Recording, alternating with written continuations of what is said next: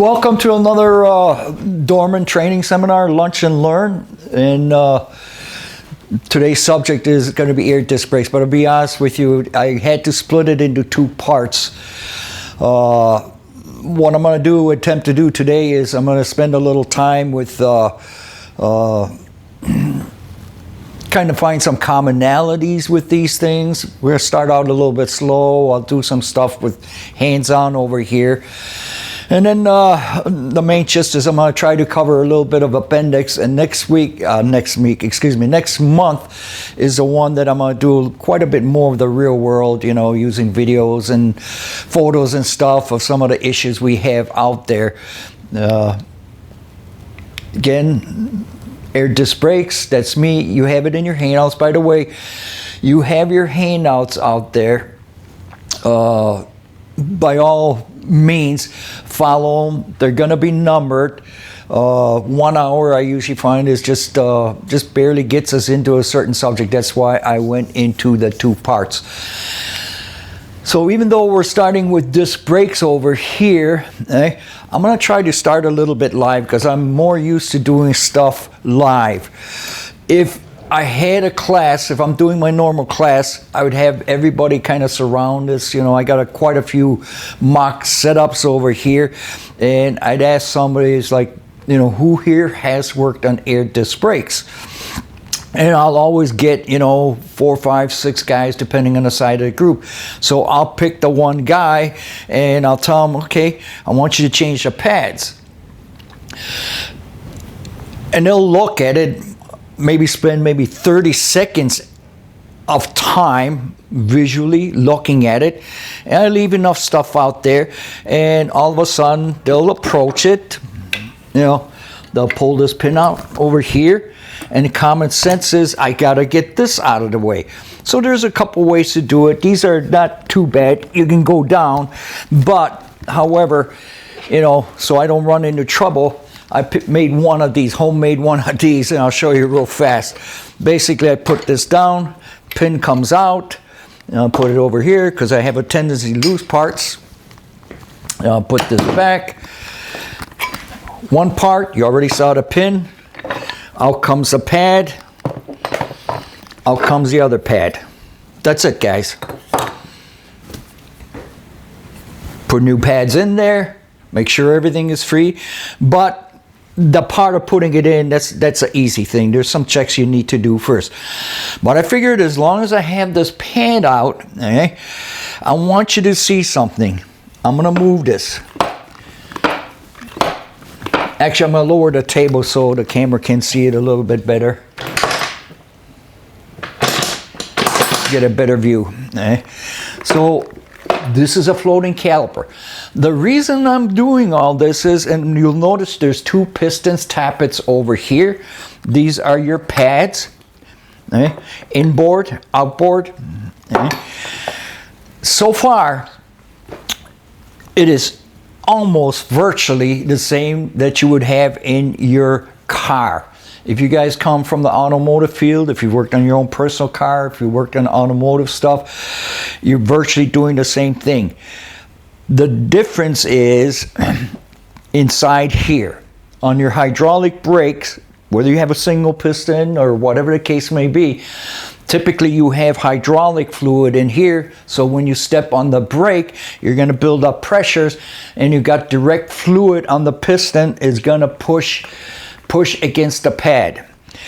You don't have that over here. Over here, you have a brake chamber, okay? And it's similar to this. It'll accept both a service chamber. I did that for simplicity's sake, or if you're on a rear axle or on the trailer and you want to lock up, you also have the spring brake portion over here. And that's that back portion over here. You know, and you notice a caging tool, you'll have 2 fittings over here. And the other difference you're going to see over here is this push rod over here. It's not big at all, believe it or not. So on some of these manufacturers, they have to be fairly specific how far this comes out. Okay. So this is caged over here, so return spring is holding a push rod in. The other thing you're going to notice over here is this seal. This seal becomes very, very important when it comes to this brake. Because like I said, this is perfectly sealed in here. There is no greasing or anything you have to do in here. Do we have issues in here? Absolutely. Ingress of water, crap, and everything else. It'll come through here. It'll come through some boots over here. And we'll get into that stuff a little bit. By the way, as long as we're at it, you hear this?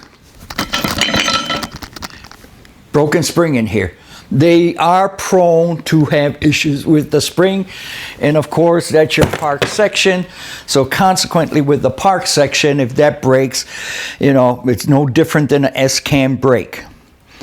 So I'm going to raise this up a little bit again, reach it to my height. I'm not that tall, but I want to discuss this a little bit. So now you saw the ease of it. There's a lot of advantages to these things. After all, you went with it into cars. Okay? Advantages, of course, is this huge rotor over here, surface area. Let's think about this. As this rotor is spinning around, centrifugally, it's going to throw a lot of crap out of the way. That was a selling point years and years ago with this disc brakes. Speaking of years and years ago, I remember when we got into the disc brakes with cars, and of course we had all the drum brakes and everything at the time, and for us guys it was kind of like a new technology. So what I'm talking about with new technologies, we don't easily embrace new stuff. I mean, that seems to be the tendency, you know. Why change something that's been working for years and years? When these things first came out, everybody's out there, this ain't never gonna fly, it ain't gonna work. And then once we start to see these vehicles come in with these disc brakes, you know, I'm talking about the cars now. Okay? Before you know it, we're over there like, holy moly, this really works not too bad. I mean, just think about it. When you got drum brakes, you got primary shoes, secondary shoes, you got self-adjusters, cables, rods, whatever the case may be. And in the day when I first started to do trainings, I would tell guys, you know, do yourself a favor. You got so many components. If you're not comfortable with that specific vehicle, leave the one side on. And the reason you're going to leave it on is, say, for example, you got to wait for parts, wait for your shoes and hardware kits and everything else. You're always going to have a reference to put everything back correctly. Okay? But regardless, that's just an analogy, you know, and we've gone through the same thing, you know, with ABS and any technologies that come out. I mean, preaching to the choir, think about all the guys that still think you can't beat those old muscle cars, you know, prior to, you know, getting into electronics.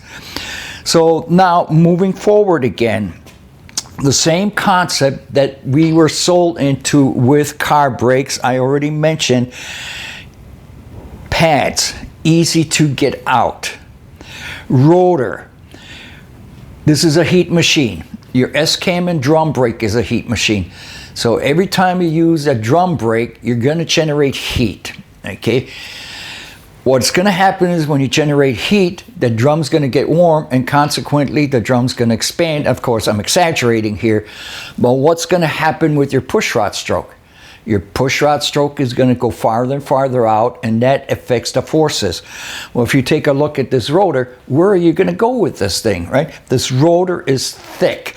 It has vents in there, and by the way, not for nothing, I'll throw my 2 cents in here. Even with cars, if I change pads and the rotor is fine, man, I'll take a hammer or something, I'll get rid of the rust and stuff and everything, you know, flip it out of there, bang it a little bit.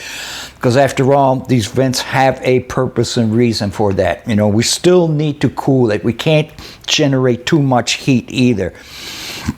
Now, it's hard to see in here, but you have these abutments in here, and I'll have it in some slides. I can't remember whether it be today or next week. If they scratch up a little bit, not to worry at all. Not to worry at all. Okay? As long as they're not going to hang up the pads. I know I'm going to move fast over here. You saw this thing float over here when I did this. Okay? That's typically what we want. These disc brakes, they do have issues. There's guide pins over here, and what happens with the guide pins, they're in boots, and I'll show you in the slides and everything.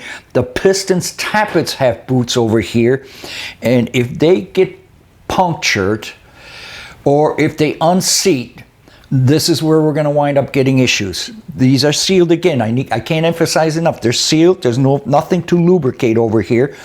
But what happens is you're going to get moisture in there. These are threaded spindles inside. Okay, they're going to bind up. These are tappets over here. Okay, and I think you can see the tappet. You know, even if you move in a little closer, Bobby. There you go. You see how to tap it? I'm moving it and it's free. If these things bind up, it's almost like a C-clamp. You're trying to put the C-clamp and squeeze it on something, and that little piece that's supposed to turn is not turning. What's your C-clamp going to do? It's going to want to cock away. Same concept over here. Threads turn, tappet needs to stay still because you're doing that kind of a force. And we'll walk through how the self-adjustments work over here. The other issue that we have with these disc brakes is I call it a window of opportunity. Those of you that have worked on car brakes, you know yourself, trying to do the inspections, if you have an inspection program, I mean, it is like virtually impossible to see the thickness of the pad. Well, these are no different than cars. When these things come into the shop, okay, you have a hard time, especially if you have a dust shield over here trying to see. Because the only time you could really get a good picture is when I do not have, in this scenario, my wheels on. My wheels are off. I can see straight down over there. And we call those wheel off inspections. And I'll get into that a little bit. The other thing is, so pads are going to wear. We're going to have issues over here. How would I know as a technician that I'm getting kind of close to this? Eh? And you're not going to see it too well over here. And I'll try to move this over here a little bit. Okay. Now, the Bendix style, and next week I'll get into the Meritor. The Bendix style, I better move it here a little bit better. Bear with me a second here, because I'm going to need that at this direction anyway. So over here, and in a slide, I'll show you a little bit better, but there's a notch over here. So you can visualize, okay, when my pads are new, when my pads are new, they will flop in here like this, no problem. As they wear, okay, this floating caliper is going to move in closer, and the space is getting less over here. And when it gets to this point over here where these notches, for example, line up, when these notches line up and it's about roughly right here, that's a good indicator that, hey, you need to do a wheels off inspection. Okay. And by the way, right here, as long as we're at it, you got some huge bushings in here and so on, and that's what allows you to float. The other thing I do with the class 2 is when I have everybody over here in the class doing a live thing, the next thing is I have these calipers. Just hanging around over here, just like you see over here. And I'll try to find a guy that if it's their first time, you know, I'll tell them, do me a favor, pick that up over here. And they'll pick it up. It's like, holy moly, these things are heavy. And they are heavy. They're very, very rugged. But again, they're going to have issues. And that's what I want to get into is like, you know, next month, what are the issues? What should we be doing? What are our downfalls? You know, what do we as technicians contend with? You know. So again, I'm going to reverse myself because I'm going to need this on for later. I'm going to do something. Okay? And basically, I'm just putting that bracket back on. I must push down. And of course, guys, in the real world, it ain't going to happen that easily. I mean, that pin's going to be rusted in there. So basically, we're doing a real world thing here. So again, I wanted to get that out of the way just to show you that, you know, the simplicity of the system. And that's why we have it. So we're going to move on, and we're going to start with a PowerPoint slide. Disc brake advantages, eh? And you can hone in on that, you know. Disc brake advantages: more resistance to brake fade, better cooling, water dirt resistant, less maintenance, greater surface area for a given weight of brake. Advantages disc brakes have over drum brakes is their increased resistance to fade. And I put in there why, you know. So, yeah, you center it a little, get a little better shot. There you go. I spelled it out, made it simple. Drum deflection is eliminated. Disc brakes are not as sensitive as drum brakes to changes in friction. Disc brake cooling is better than drum brake cooling because rotor contact surfaces are more directly exposed to the cooling air. Okay? And you got the vents, I discussed that. Centrifugal force tends to throw materials off the rotor. Disc brakes are easy to change. Lack of servo action allows for a more even torque, smoother brake application across all driving conditions. So why haven't we been using them sooner? Eh? We actually have. We've been using disc brakes for quite a long time. Hydraulic disc brakes were first introduced on cars back in the late 40s, and I believe it was back in 1902 that we had a guy actually patent the first disc brake. Of course, it didn't take off. So by early 70s, disc brakes had replaced drum brakes on the front. Side note, multiple disc types are commonly used on aircraft. You can bet your boots disc brakes work, because you know, if you're talking about the airplanes using it, that's huge. Air disc brakes were tried on trucks and buses in the past. They were the indirect type. They didn't work, guys, because one of the issues we had was you used an actual slack adjuster, and I got a picture coming up. And we weren't the best in maintaining those, you know. I mean, those you had to grease. If you over-greased it, you know, you know, everybody likes to see grease coming out, and you would destroy the seals and all sorts of issues, and you know, but they're still around, guys. Some of the medium duty vehicles use them. So again, the indirect types, but they didn't quite catch on. It was kind of one of those optional things. Let me try it. Buses were using them for a while. Supply and demand made them very, very costly, and you know, it just kind of went on the background. However, the 2013 stopping regulations, that really created a push towards a wider spread of air disc brake adoption. Just so you know, drums, they still hold the majority of the brakes used in vehicles. Now, I just got off a conference call this morning on, I wrote an article about disc brakes, and in that conference call, we got into the discussion that, you know, there's pretty near every fleet that gets them, they love them, and so on. One guy said that he ran across one guy someplace says, I will absolutely not use disc brakes, and so on. And, you know, a lot of guys were discussing that, gee, you know, hey, I wish I could retrofit them over and everything else.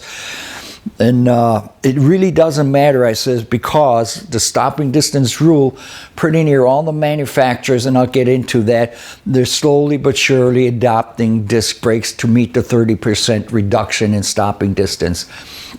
So again, drum brakes still hold the majority shares of the fleets, okay? But you're going to see more and more fleet owners, either they're speccing or you have no choice. It comes from the manufacturer. So that gap's going to close. Now, this is the main reason that you actually are seeing a lot of the disc brakes in usage today. Large trucks, and if this is studies from feds, large trucks have longer stopping distance than light vehicles, increasing chance of collision in panic stopping situations. Truck brake performance has been identified as a major factor contributing to crashes involving large trucks. We are not talking about that trucks cause accidents. We are talking about simply and purely if they get involved in an accident. Unfortunately, to avoid or get out of the way or reduce the severity of the accident, the stopping distance is a hindrance with large trucks. It just isn't there, you know. And you can visualize if you got your own personal car, you know, if it's up to snuff, you stop within a, you know, immediately. Well, it takes time for these trucks to stop. So that's an issue. And you can see over here the old stopping distance, you know, and for all these years we've used the standard drum brakes. So the feds came along and we need to reduce the distance by 30%. Okay, so the old stopping distance was 355, reduce it, and you can see it over here. We came down quite a bit. Well, the next question was how are we going to do that? This is why in today's vehicles, you're going to see vehicles with high performance drums, front air disc brakes and rear drums, air disc brakes, all axles. It's a mixed match. It's up to the manufacturer to decide how am I going to get that reduction in stopping distance. So back to stopping distance again. Phase 1 went into effect 2011. Impacted tractors grossing up to 59,600 pounds. Phase 2 went into effect 2013. And if you got the handouts, you can follow it real easy.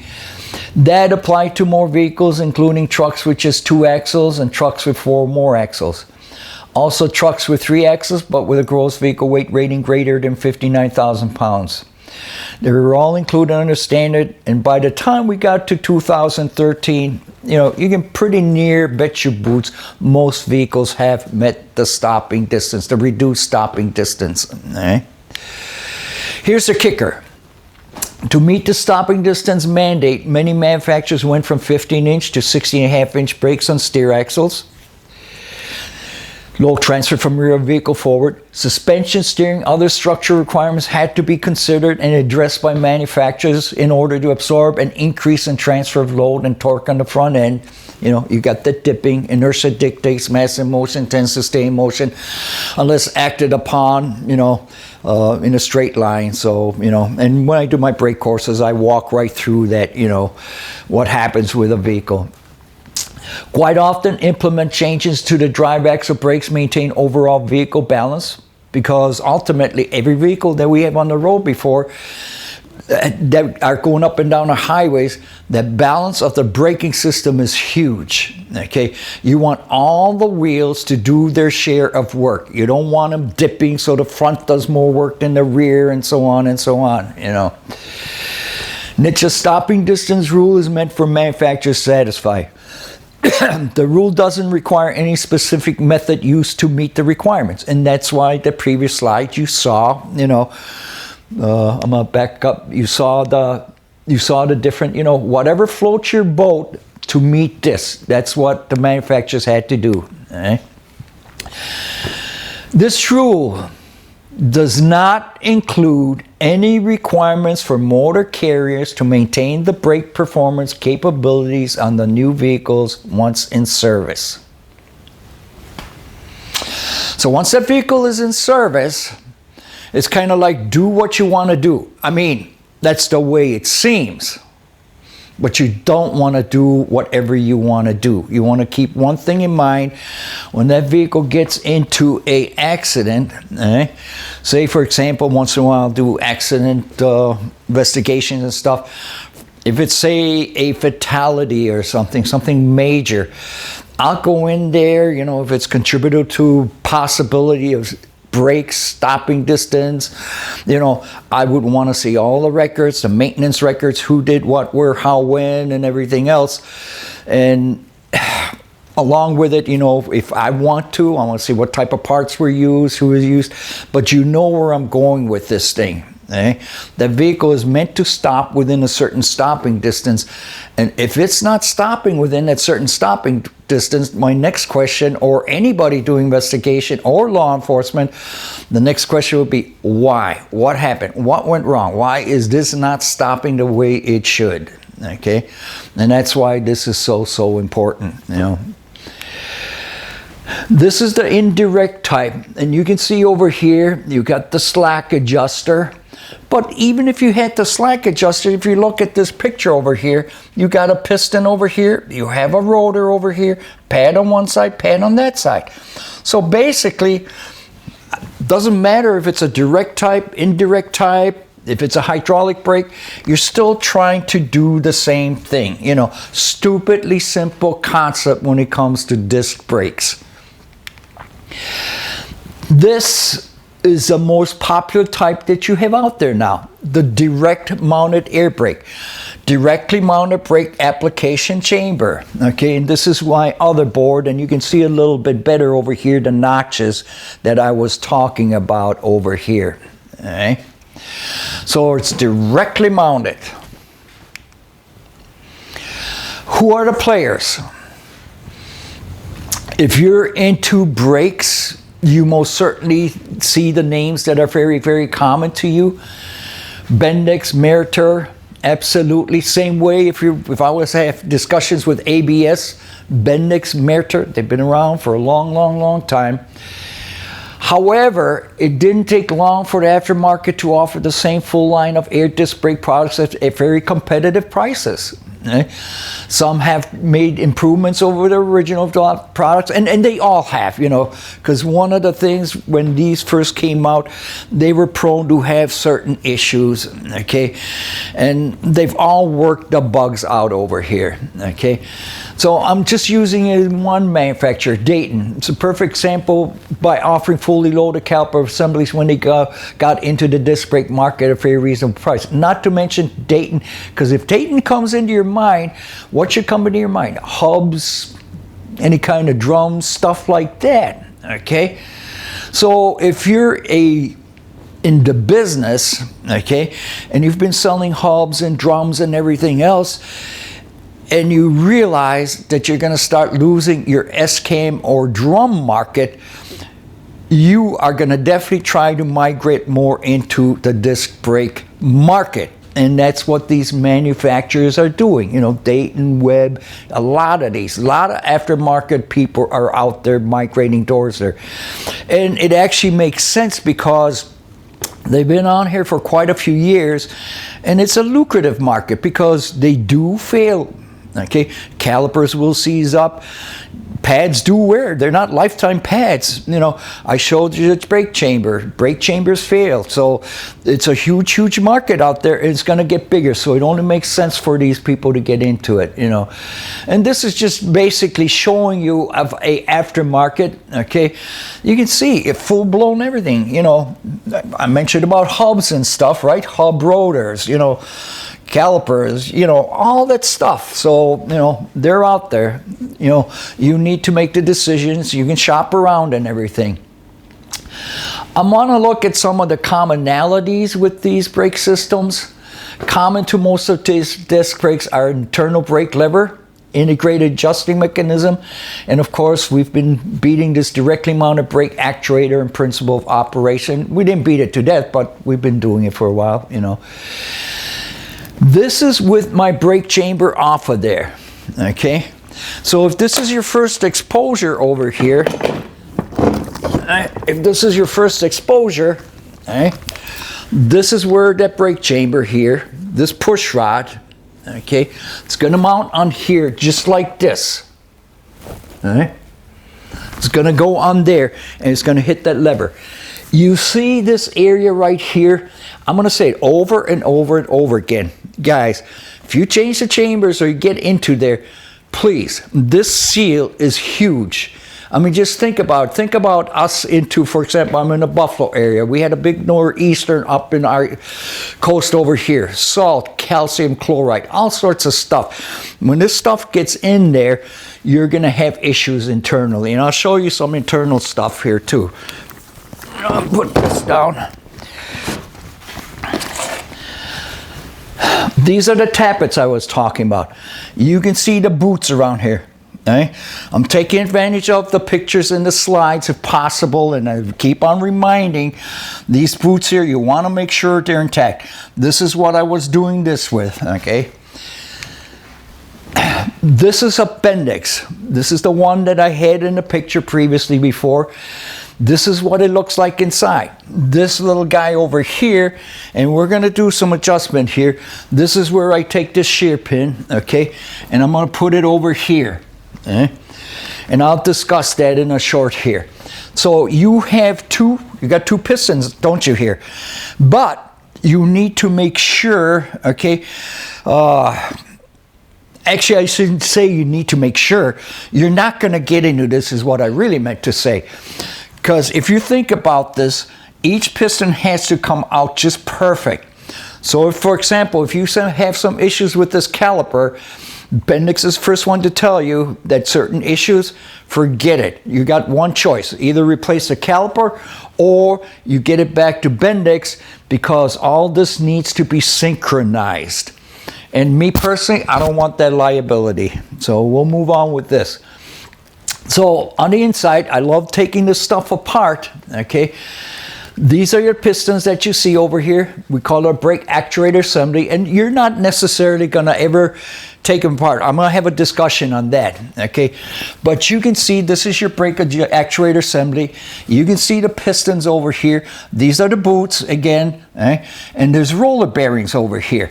Now, every time I take these apart, the grease that they use in there, I mean, it's very hard to get off your fingers. I mean, it's some really good quality stuff that we use in these disc brakes. The way it works is the actuating system consists of brake actuator, okay? The actuator, that's your brake chamber.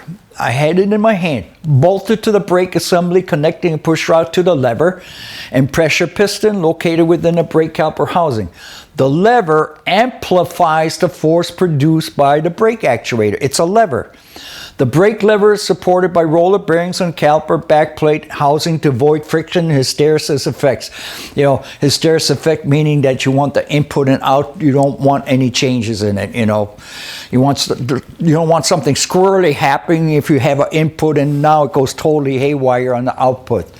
The general multiplication ratio utilizing the lever. This is a lever, guys. Could be within a range of 10 to 1 and up to a range of 18 to 1. Now I posed a question over here, where else do we use levers? Just think about it. Slack adjuster. Slack adjuster is a lever in a S-cam drum type of a brake system. You can upset that lever, right? Not upset it, they're usually designed in there, and that's why slack adjusters come like 4, 5, 4.5, 5, 5.5, 6 inch increments, you know, from the center of the cam to the hole where you put that clevis in over there. And of course, if you read the regulations, you want one side to stay the same. You can't have a mismatch of the length of these slack adjusters because you're upsetting the balance. Okay, so the same thing applies there. The difference is there's nothing for me to upset because I have nothing to do with changing this thing. It's built into this factor. That's all part of the designers, the engineers, you know, that sell you this stuff. Air pressure under the chamber diaphragm forces the pushrod forward, applying to the eccentrically supported lever. Pistons are connected to the lever. Brake actuator force is amplified according to the lever multiplication that I was talking about. This force is transmitted to the brake pad via the bridge and the screwed on threaded spindles with pistons. The brake pad is now pressed onto the disc brake. So the inner pad goes against the disc brake. The reaction force is transferred to the opposite brake pad, so it is pressed on the brake. And the only reason it does that is because it's a floating caliper, just like you have in your cars. Pistons come out, you can only put so much forces, so you're going to have a reaction. So the caliper moves, so you get that clamping type of an effect. The automatic wear adjusting system. Now, I'm going to dive just a little bit deeper here. Okay, not necessarily it's going to affect the way you work, but you should have a good understanding how it works, because that leads to of why are we doing what we're doing. Disc brakes utilize an integrated automatic wear adjustment system. Despite the different designs of disc brake designs, the basic functions of the adjusting mechanism tends to be the same. In case you're wondering, the adjustment occurs during actuation within the range of idle stroke. Okay, so whatever clearances you're working with, that's when that happens. The adjustment movement is prevented the moment the threaded piston transfers force, actuating force to the brake pad. So basically, plain English, the adjusting portion stops once you have forces against that pad. I'm actually going to show you that in a short here. All right. The clearance amount is defined, so only a defined brake lever travel is carried out at the beginning of each brake application without simultaneously actuating the adjusting mechanism. The key to this is that first few words, clearance amount is defined. You have nothing to do with it. Unlike your S-cam with your the S-cam drum brake with your slack adjuster, go in there, get your wrench on there, whether it be 7/16s for your Haldex, gunite, whatever the case may be, or if you're working a Rockwell, you are making that adjustment. Okay, you can go as tight as you want, you can back up as much as you want. Okay? The disc brakes, it's got a design clearance, okay, and that's why with the S-cam it's so important that we take the push rod readings, you get your tape measure out and everything else. You do not do this with this, okay. Should you check the clearances? Yeah, and we'll get into that too between this month and more so next month. The adjuster part of the brake lever actuates the adjusting mechanism only when the defined idle movement has been covered. The piston stroke covered during the idle movement is the design clearance, okay. The automatic adjusting mechanism usually consists of two clutch systems. Remember, I showed you the two systems in here. A freewheeling single direction clutch. And guys, you have the handouts. You download the handouts that you have, once you registered for this thing. Okay? Download them and at your leisure, kind of go through it.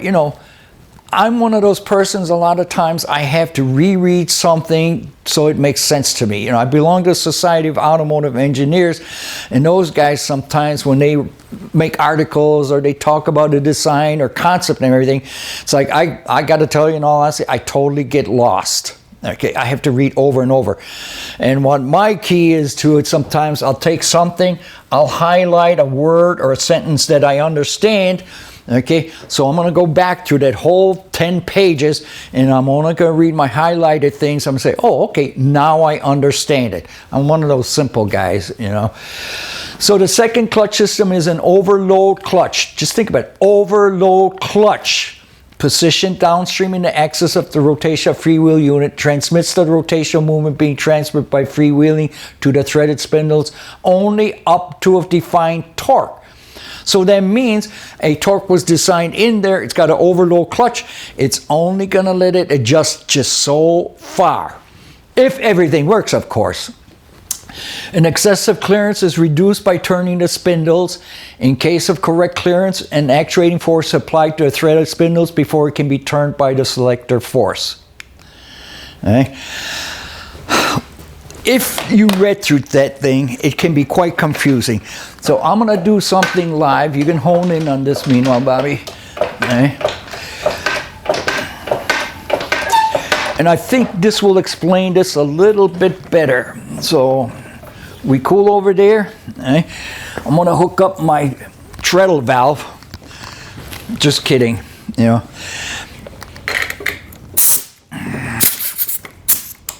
I have this thing I set up over here. I use it in the shop quite a bit, I'll try to bring it forward a little. It's just basically a couple of regulators. So I have my main supply coming here in this hose here, and you can back off a little, so that's good. Through here, that's my main hose. I can use shop air, whatever the case may be. And typically that would go into my spring brake portion of it. I got glad hands and all sorts of stuff I can hook up to this.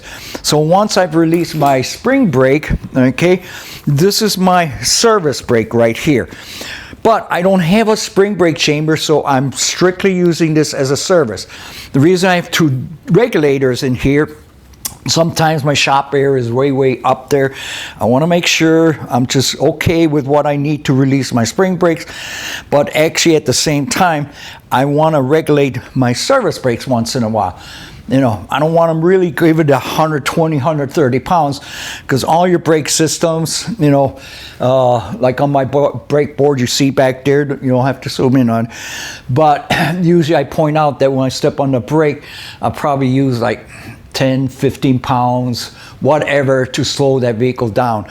Just because I got 120 pounds, I'm not going to utilize 120 pounds. So this is already hooked up over here, and I got it set roughly at 30 psi, and that's all you need for these systems here. Okay? So what I'm going to do is, I'm going to, by the way, remember I talked about these shear pins? I might as well get that over with right now. With the Bendix type of systems that use the shear pin over here, Bendix tells you that, say for example, I'm tight over here. Eh? And for whatever reason, I want to come in and I want to replace the pads. Eh? Bendix says if I go like this, and this thing snaps, and it snaps 2 times, according to Bendix, that's it, your caliper is done. You're frozen side there, okay? But sometimes this thing is so soft, I caution everybody to kind of like make sure that you're pulling this straight. Don't kind of cock it, because that extra force can break this pin here. I've done it. I got tons of them all over the place. And I usually buy those in baggies. And again, next month we'll get a little bit more into it. But what I want to do is, so for example, I tighten this up. Okay? Pads are close against the drum. Now listen closely. 1, click. 2, click. 3, click. Now I'm going to leave this thing on. And remember we talked about in the slide about the torque and overload clutch and everything. So watch this wrench here. Okay? Because sometimes visually you'll have a better time of understanding something. So I backed off, right? I'm going to apply my brakes. I'm going to apply my brakes again. Okay? I'm going to apply it again. I'm going to move this up so, you know, that was me physically doing it. So I'm going to apply it again. Did you see? That wrench did not want to take that extra notch anymore. It went a little to try, and it came back. That's your clutch in there telling you, and I can do it over and over again, you know. Okay? Now I'm a little off because my rotor is not fixed, so it moves. But the point being is that my first 3 hits, it went bam, bam, bam. My 4th hit, it just barely wanted to, and you actually saw it bounce back a little. That was that little area in there, okay? That was that area that overload clutch took over, and it said, no more. Do not adjust anymore. Don't go any tighter. It's that built-in clearance that we actually have nothing to do with. Okay? So visually, I think you get a better sense of when I show you stuff like that. I did this, and it's in your handouts. Now, if you go into your manuals, in a lot of, doesn't matter where, they'll tell you use a dial indicator, and you're going to talk into thousandths of an inch and everything else. So I'm thinking to myself, who actually goes on these vehicles, and that is an issue. We, at a minimum, don't even check these things. You stick your head underneath there, and you're like, oh, disc brakes, I can walk away. I don't have a push rod stroke I got to contend with. Don't have to get a tape measure or anything else. So unfortunately, what's going to happen is we get very, very complacent with that. So my thing is that, just think about this. If I can, at a minimum, grab this thing and move it, right, just a click, that's going to tell me at least it's not froze. It's got some movement. Okay? I haven't popped the wheels or anything. And if I move it excessively, okay, that's telling me, holy moly, you know, I don't know where I came up with that word today with. Must have watched some movie or something. But anyway, that tells me we have excessive clearance. What's not working? The automatic adjuster is not working properly, isn't it? So I'm thinking to myself, okay, how much do I have to move? I'm not a dial indicator. So I did the conversion, approximately 1/16 of an inch, you know, there it is. You have it in front of you. So basically I'm saying that is, if I can move it within a width of a nickel, give or take approximately, I'm doing more than most people have been doing out there. Okay? This is the baby that we're working with this week. Okay? Again, it's a floating caliper design. It's used on steer axles, drive axles, trailers and buses. Disc brake assembly is mounted on an axle's anchor. That anchor where it actually mounts is called a torque plate. Okay, it can be used with or without a combination spring brake, because if it was on steer axle, that's exactly what you would see. You would see only the service brake. If you had it on the tandem, the same thing applies. You would use it, you know, with a spring brake. Optional wear sensors, okay, and I'll get into that a little bit more. The operation, just like the S-cam brakes, air disc brakes convert air pressure into braking force. So if you've worked on S-cam brakes, no different. The chambers look similar, okay? The only difference is, I want to show you, as long as, just in case I forget, guys, okay? You want to make sure that you get the right size chamber, okay? And if you notice, these are not very big chambers. They could be type 20, 24. You don't need the amount of forces that you do with your regular S-cam systems out there. So I just wanted to point that out. The other thing I want to point out, if you notice here, I painted these, okay, to show you that they're square. That does not indicate that these are long strokes. They're just standard, whatever that application calls for.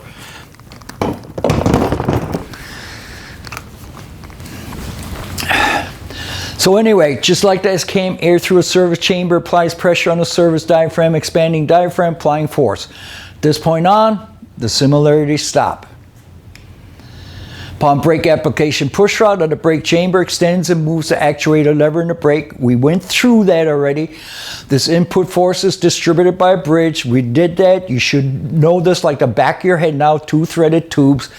Tappets apply force directly to the inboard pad. Inboard pad meaning one's closest to those pistons. Resultant clamping force of brake pads on brake disc rotor generates braking force. When the brake pressure is released, the return spring, this heavy return spring here, within the caliper forces the bridge section along with threaded tube levers back to starting point. Next month, you know, I'm going to show you on the inside, actually on a cutout I got from Meritor as a video showing how their system works. You know, you'll actually see it, you know, pushing the lever and so on and so on, you know. Automatic adjuster is utilized, constant running clearance. Adjuster is mechanically connected to the lever, will operate every time the brakes are applied. Brake wear will increase the running clearance between the pads and rotor. This increased clearance will allow adjuster mechanism to rotate slightly, and we did that over there. All right? So now you know how that works. Drive chain, I mentioned that, I showed it to you. Transfers the slight movement to both threaded sleeves. And again, you got to be careful. If anything happens and cease, this is one of the reasons that, you know, do you want to get involved, taking things apart and everything else? Because I'm not quite sure if I'd want to take the liability of sinking those things, you know. Rotation, inward movement, threaded sleeve and tappets take up any additional running clearance. Here is your running clearance. Sum of clearances on both sides of the rotor should be between 0.24, okay? Actually, it's one of the checks, and, you know, real fast, Bobby. It's a check that you can actually do with these systems. Okay? You can take and I'm not going to do it because we're pushing time over here. We got not too many minutes left. But basically, if you know your specs over here, you find the appropriate feeler gauge. Okay? Appropriate feeler gauge. This is a nice little long one here, okay? And you just put it between your tappet and your disc brake, and I'll turn it around so you can see it a little better, okay? Can you hone in over here? Okay. And basically that's what you're doing, okay? I'm checking the clearance, okay? And you kind of tighten things up to do that. So that's one very, very, very quick check. Okay. During the pad replacement, technician manually sets the system initial non-braking position. Okay, you just get it close because you saw already it can only adjust it so far if it's working correctly, of course. Yeah. Brake pad rotor, quick check, limited window of opportunity. That's my whole idea. How do you check this stuff when the wheels are on? And this is the notch that I was talking about. If you want to zoom in over here, Bobby. Eh? Right here. That's the notch that I was talking about over here. Eh? Pads, new. Here's the thicknesses. Gives you an idea. It's in your handout here, you know. Now, you can see how thick those pads are. I'm not going to pull it out again. Eh? But what I want to highlight here, see this? I have this tool here that I have set up with, and I got them usually marked, you know. This one is my limit for disc brakes. Regulatory-wise, 1/8 of an inch. And I'm going to tell you right now, that's absolutely absurd and crazy, 1/8 of an inch. That's nothing when you look at the total thickness of the pad. And those of you that work on these vehicles, if you have that 1/8 inch here, the other corner might be metal to metal, because we don't live in a perfect world. They need to rewrite this. Rotors, again, you do have discard limits. Replace when they're 1.46 inches. No different than you have been doing with your vehicles out there, with your cars or whatever. You know, nobody turns the rotors anymore. That's kind of like academic, you know, because this is a heat machine and you don't want to take heat away from the metal. You know, we generate heat. We need to dissipate heat. The more metal, the better. Okay. Look at the mechanical wear indicators again. Show when full wheel off inspection of pads and rotors should be scheduled.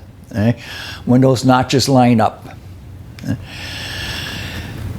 I'll be honest with you. If this was my fleet, I would tell you that do yourself a favor. If, for example, this vehicle came in for tire changes, I would tell my tire guy that you call me over. Take every opportunity to look at those pads that you can from the inside, you know, because keep in mind again, you know, you're going to have a little issue. But this, again, push-to-pull caliper assembly. So if you can do that, just to get a small movement. Remember I did that little thing over there with turn it into fractions? You're doing more than anybody else. At a minimum, you're going down there and you're trying to, now that you understand what you're trying to do, you're doing a PM, you're doing an annual inspection, whatever, try it. If the running clear is not correct, there's no caliper movement, wheels off inspection needs to be performed.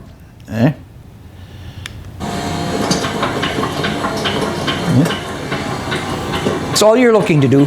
Move on, move to the next wheel. Running clearance, remove wheels to gain access, ensure air pressure is at least 90 psi, press the import pad away from tappets using a suitable tool, ensure there's no dirt, use 2 long bladed feeler gauges. I did that, okay? Proper cap should be between 24 thousandths and so on. One of the first checks I would do, I'll be very honest with you, okay? I'm skipping a step here. You know, with the spring brakes released, I would actually, you know, if I'm really getting into it, I would like to try to move that adjuster. Because if I can't move the adjuster and those shear pins brake, everything I've done so far is academic. Don't worry about, you know, the feeler gauges and everything else. And we did this listen and back off and everything else. If the adjuster mechanism is able to be packed off normally, perform the following check. You know, let me go back. I think I went too fast, you know. This one clicks as a mechanism. Yeah, I was looking for another, you know. Using box wrench, back off the adjuster, leave the box wrench on shear adapter so it can turn clockwise. Make 5 to 10 moderate service brake applications. Observe the box wrench should turn clockwise in small increments. Right here, this is the slide. I was a little ahead. If the box wrench does not turn, turns only with the first application, doesn't do it after that, turns forward and backward of every application, automatic adjuster has failed. Replace the caliper. Caliper guide pin inspection, remove the pad, slide the caliper along the whole length of the guide pins. You know, nobody's got to really get a force gauge, but if you choose to, you know, you can try to find one. Movement should be at least 95 thousandths inch with no pads. If less, replace the caliper. I'm trying to keep it simple. Now the guide pins, you could have an issue. They wear, the next months I'll show you some guide pins that are really worn. If you're going to do this check, okay, replace the old pads with new pads temporarily. You want everything fairly tight because you want movement here, not any of the pads affecting it. Attach a dial indicator to the short bearing side of the caliper. Press the caliper in the direction of the carrier. Set the gauge 0. Place a tool. You got your screwdriver right here, okay, and move it. And then read your dial indicator. See what it is. You know, if it's greater than 39 thousandths, you know, replace the guide pin pushings. And you're not going to do it because unless you have tools in the thousands of dollars, and the other thing you're not going to wind up doing is try to find these. I dare you to go to aftermarket and try to find these bushings and all that stuff. It's not going to happen. Besides that, do you want the liability? You know, usually if you have issues here, you're going to change the caliper and stuff, you know. Rotor inspection, again, Bendix uses 2 styles, spline disc, conventional rotors. Do not mix rotors across an axle. The axle has to have all conventional or all spline rotors. Measure the thickness, thinnest point, and you got your minimum thickness, discard, okay? Now, the rotors are kind of an issue. And I do a lot of time with enforcement guys. They call me once in a while on the roadside, whatever. And one of the reasons that happens, even in the shops with their annual inspections, where do you determine you got a bad rotor? It truly is a hard call to make. However, in Part 393.47, drums and rotors, thickness of drums or rotors shall not be less than the limits established by the brake drum or rotor manufacturer. So all this stuff is written into the regulations. Okay? Appendix A, this is your annual inspection. If you guys are into heavy duty here, with an external, it says for you, why would you recheck this vehicle? This is when you would fail it.